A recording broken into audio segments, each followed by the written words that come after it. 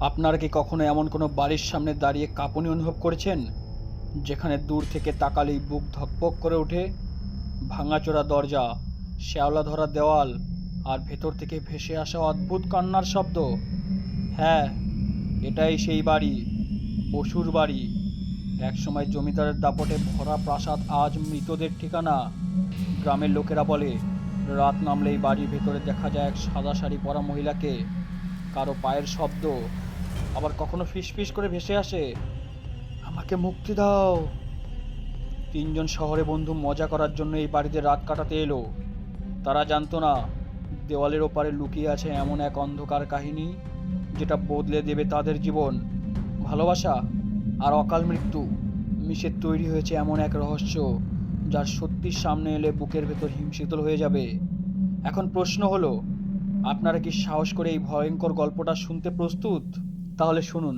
বর্ধমান জেলার এক প্রত্যন্ত গ্রামে দাঁড়িয়ে আছে এক শতবর্ষী বাড়ি, বসুর বাড়ি নামে পরিচিত। এক সময় এই বাড়িতে জমিদার হেমন্ত বসু থাকতেন। প্রচুর জমি জমা, ধন সম্পদ ছিল তার। কিন্তু হেমন্ত বাবুর মৃত্যুর পরে এই বাড়ি ধীরে ধীরে ভুতুড়ে হয়ে ওঠে। গ্রামবাসীরা বলে, বাড়ির ভেতরে রাত নামলে অদ্ভুত কান্নার শব্দ ভেসে আসে, কখনো আবার শিকল টানার আওয়াজ। অনেক দাবি করেছে তারা ভেতরে অচেনা সাদা কাপড়ে ঢাকা এক মহিলাকে দেখেছে। বাড়িটা আজও দাঁড়িয়ে আছে, কিন্তু গ্রামবাসীরা দূর থেকেও তার দিকে তাকাতে ভয় পায়। অর্ণব, সোহিনী আর তার বন্ধু রাজদীপ, তিনজন কলকাতার কলেজ স্টুডেন্ট। তারা শহরের কোলাহল থেকে কিছুটা দূরে এক উইকেন্ড কাটাতে এসেছিল। রাজদীপের মামার বাড়ি বর্ধমানে হওয়ায় সে প্রস্তাব দিল, চলো গ্রামে গিয়ে কিছুদিন থাকি।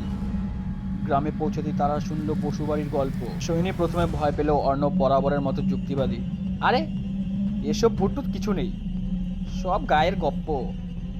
কিন্তু রাজদীপের মনে কৌতূহল কাজ করছিল। সে জেদ ধরল, ওরা এক রাত বসুবাড়িতে কাটাবেই। অস্তমিত সূর্যের আলো বাড়িটি যেন আরো ভয়ার্ত হয়ে উঠল।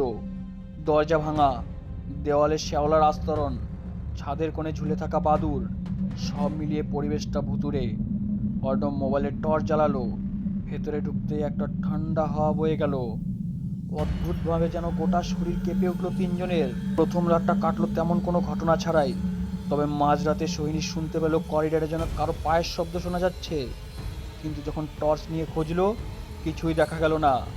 পরের দিন রাতে ওরা বাড়ির দোতলায় গেল। সেখানে একটা বড় ঘর, মাঝখানে পুরনো কাঠের খাট, দেওয়ালে আঁকা বাঁকা দাগ। হঠাৎ অর্ণব লক্ষ্য করলো, দেওয়ালের ওপারে কারো ছায়া নড়ছে, অথচ ওদের পাশে আর কেউ নেই। ছায়াটা ধীরে ধীরে দীর্ঘ হতে হতে প্রায় মেঝেতে গড়িয়ে পড়ছিল। রাজদীপ ভয়ে কাঁপতে কাঁপতে বলল, এটা এটা কার ছায়া? অর্ণব কিছু বলতে যাচ্ছিল, ঠিক তখনই হাওয়ার ঝাপটায় দরজা বন্ধ হয়ে গেল। ঘর পুরোপুরি অন্ধকার, শুধু কাপা কাপা টর্চ লাইট আর অদ্ভুত ফিসফিস আওয়াজ। আমাকে মুক্তি দাও, আমাকে মুক্তি দাও, মুক্তি। পরদিন গ্রামের এক বৃদ্ধ, নাম মদন কাকু, ওদেরকে সত্যিটা বলল। অনেক বছর আগে জমিদার হেমন্ত বসুর কনিষ্ঠ কন্যা মাধবী প্রেমে পড়েছিল এক সাধারণ কর্মচারীর সঙ্গে। জমিদার সেটা মানতে পারেনি, এক রাতেই ছেলেটিকে খুন করিয়ে দেয়। মাধবী প্রতিবাদ করতে গেলেও তাকেও ঘরের ভেতরে তালাবন্ধ করে নির্যাতন চালানো হয় তার ওপর। শেষ পর্যন্ত সে আত্মহত্যা করে। তারপর থেকেই বসুবাড়ি অভিশপ্ত হয়ে ওঠে। মদন কাকুর কণ্ঠ ভারী হয়ে উঠেছিল। মাধবীর আত্মা আজও শান্তি পায়নি। সেদিন রাতে ওরা আবার দোতলায় গেল। হঠাৎ দরজার ফাঁক দিয়ে সাদা শাড়ি পরা এক মহিলার অবয় বেরিয়ে এলো তাদের সামনে। মুখ ঢাকা, চুল এলোমেলো। সোহিনী ভয়ে চিৎকার করে উঠল। রাজদীপ স্থির হয়ে দাঁড়িয়ে রইল। অর্ণব সাহস করে বলল, তুমি কি চাও? ফিসফিস আওয়াজে ভেসে এলো, আমার ভালোবাসাকে ফিরিয়ে দাও, আমাকে মুক্তি দাও। এরপর এক ঝটকায় সব আলো নিভে গেল।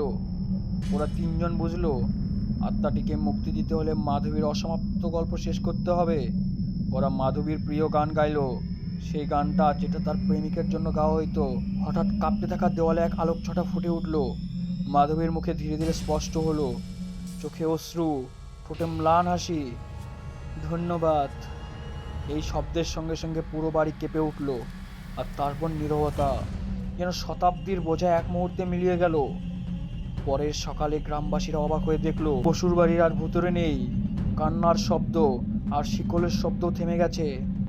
অর্ণব, সোহিনী আর রাজদীপ জানতো মাধবী অবশেষে মুক্তি পেয়েছে, কিন্তু যাওয়ার আগে সৈনিক শেষবারের মতো দোতলার জানালার দিকে তাকালো।